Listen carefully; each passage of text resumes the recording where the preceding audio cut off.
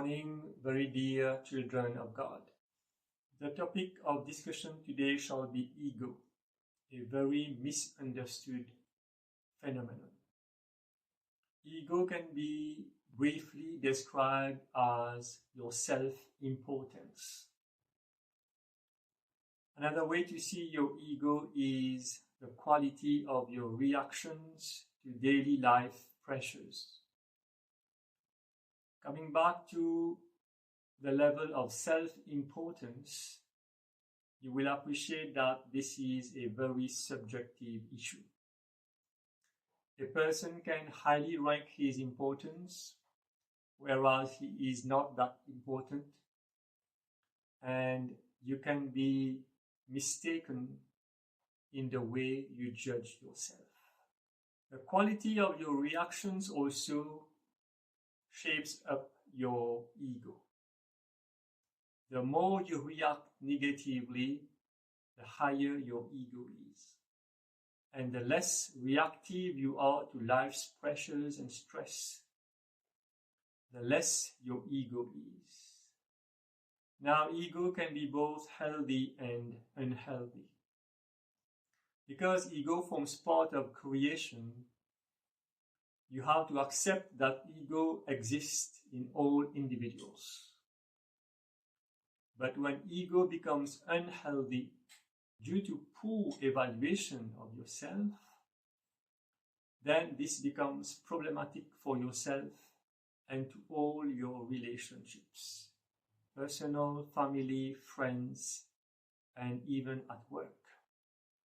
A healthy ego produces a healthy individual, produces healthy thoughts, as well as healthy reactions. A person who has a healthy ego will choose to respond to life's pressures rather than to react. Reaction happens in a fraction of a second and is always in a negative sense. You shall explode in anger.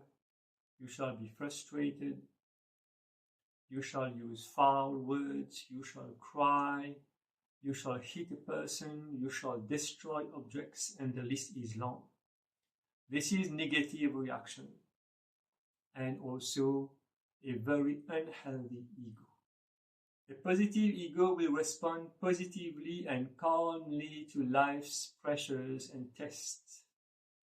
Responding positively is above all to remain calm in all stressful situations, to accept that there are difficult persons around us, to accept that foolishness forms part of this world, to accept that you cannot change anybody if that person has not yet decided to change, and to accept that life is dual in nature. Sometimes life will favor you, sometimes life will break you down. So this is response and is a positive and healthy ego. So when you understand the concept of a healthy and an unhealthy ego, you can improve the quality of your life. Now, ego is very dependent on your experience, your own reality, and your memory. Ego uses all these three components as fuel to either make you a more positive individual or a more negative individual.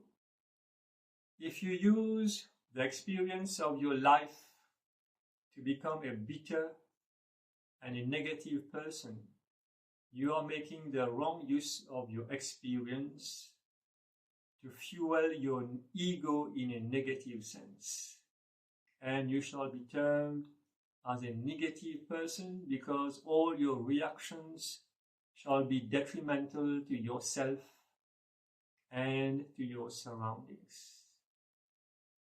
Whereas if you use the experience of life to transform and become a positive individual, you shall become a positive person and you shall be subject to a beautiful transformation where all the pressures of life shall have no more effects on you.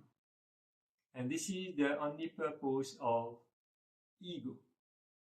Ego can be your friend or can be your enemy. It's you who chooses. If you allow the pressures of life to disturb you and to become negative, that's your choice. You can also choose all the difficult experience of life and use it as your personal teacher to transform and change to become a better person. That is the function of ego. So now that you know how ego can be used positively or negatively, it's a question of choice. So just remember that the quality of your reactions is directly related to your ego. The more you react, the higher is your negative ego. And the more you respond positively to all the difficulties of your life, the lesser is your negative ego. Consequently, when you build up on a positive lifestyle, you shall also develop a healthy ego. Most people tend to think that ego is only a negative issue. This is not the case. So now that you know, the next step is to implement. I always say that knowledge without implementation is only entertainment. So from now on, just see how your reactions are and gradually start to manage those reactions and be less reactive. Instead, choose to respond, and you will see how you will become a most loving and calm person. And this is what the world needs, calm and peace. I thank you for your attention and wish you all a happy Sunday. May God bless you all with love, light, and peace.